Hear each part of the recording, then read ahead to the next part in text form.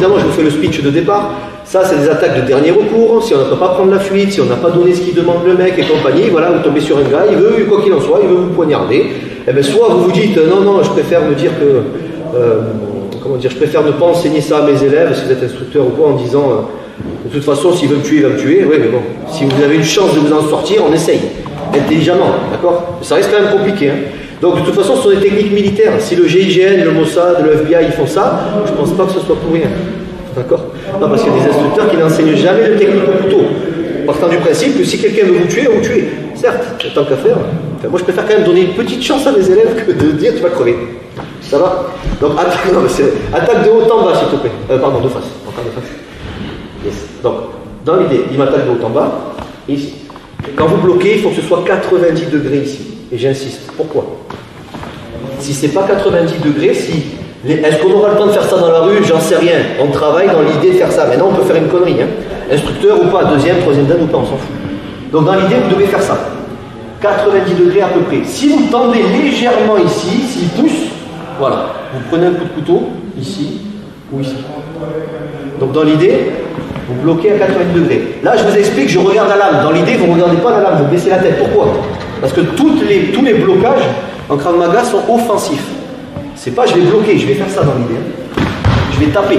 Donc dans l'idée, peut-être qu'il lâchera le couteau. Il vaut mieux que si le couteau vous tombe sur la tronche, qu'il vous tombe ici, plutôt que je regarde le couteau, il me tombe dans l'œil. D'accord? Ça fera quand même mal hein, sur le crâne. Donc dans l'idée, c'est ça. Le blocage en lui-même, c'est 90 degrés ici.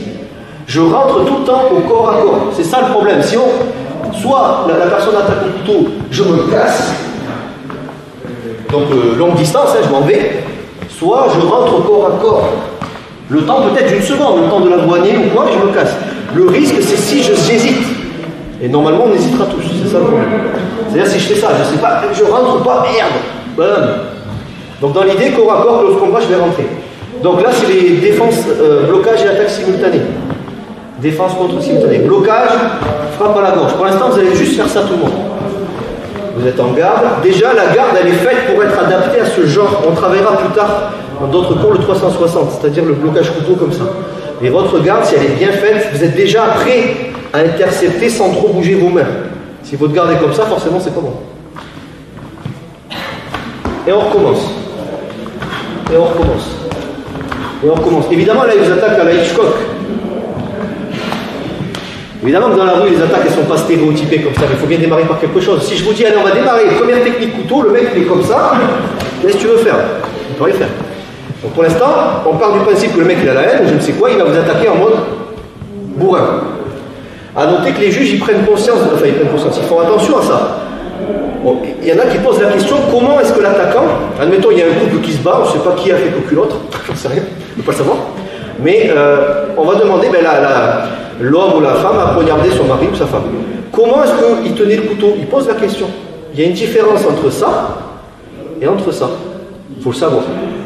Et ils ne font pas tous, hein. Mais dans l'idée, les psychologues vous expliqueront que ça, c'est plus, je ne sais pas, j'ai eu une pulsion, j'en sais rien, je me suis défendu, lâche-moi, Thierry, lâche-moi, j'en sais rien. Et ça partir là, c'est un accident. Si la personne tient le couteau comme ça veut dire normalement qu'elle a l'intention de donner la mort. Si on tient un couteau comme ça, c'est pas pour... c'est pour tuer, dans l'idée, hein, selon les juges et les psychologues. Bref, donc ne faites pas cocu vos maris. Allez, on y va. Ici. Ici. Donc, couteau, les os, vous interceptez avec le bord externe du bras. D'accord? Gauche et droite à chaque fois. Pour l'instant, vous faites que ça. Excusez-moi. Là. Si jamais il vient ici, ça sera le même système. Pour l'instant, on ne fait pas, on fait que de haut en bas. Une fois que c'est fait, vous repoussez, vous prenez votre distance. Ça, c'est pour les débutants. Fred, tu dois aller au charbon entièrement. Donc, dans l'idée, je vous le montre une fois. Je vais décaler. Surtout, j'enlève pas ma main pour attraper, parce que s'il pousse, et ce qui est le cas, sur un partenaire, ça va, le mec il s'arrête, il faut continuer à pousser. Parce que si le mec s'arrête, on a le temps, bouge pas, on a le temps de faire ça. On se dit, oh, ça va, c'est pas si compliqué. Oui, mais parce que le mec, il attend que ça, que tu l'avoines. Si vous faites ça, il continue à pousser. Je vais arriver ici. Continuez à pousser. Je ne peux pas lâcher. Hein. Donc dans l'idée, vous allez faire ce que j'appelle un mouvement de rame, entre guillemets, avec le bras. 1, 2.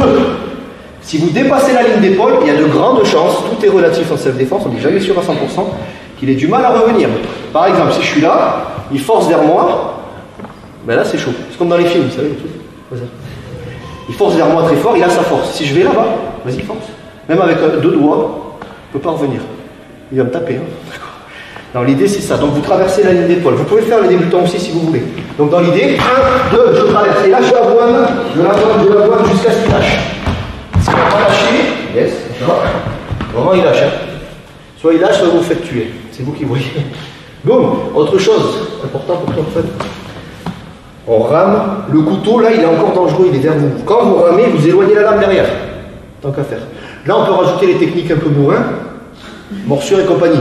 C'est dégueulasse, certes, mais c'est un couteau, hein. À vous de voir. Donc dans l'idée, c'est ici. Je frappe en haut, je frappe en bas, ou s'il est trop grand, je ne reviens pas, je frappe en bas, je frappe en bas. S'il n'a pas lâché, je peux tenter un désarmement, soit sur la cuisse,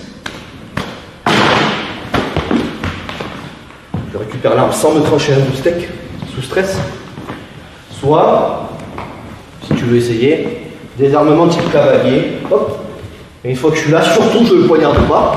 Je frappe, je peux taper avec ce qu'on appelle le pugno, là, le bout du couteau. Très puissant, très dangereux aussi. Et je prends ma distance, d'accord? On en fait une dernière fois. Beaucoup d'explications, mais c'est une technique de ceinture bleue. Après, je ne reviens plus. Allez, doucement. Hop. Ici.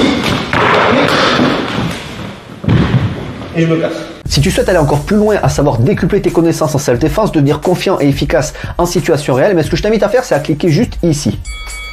Formation offerte, ou encore sur le lien qui est en description juste sous la vidéo. Voilà, j'espère que la vidéo d'aujourd'hui t'a plu et qu'elle t'a aidé à progresser un petit peu plus. Quant à moi, je te retrouve de l'autre côté pour commencer ta formation vidéo offerte. À tout de suite.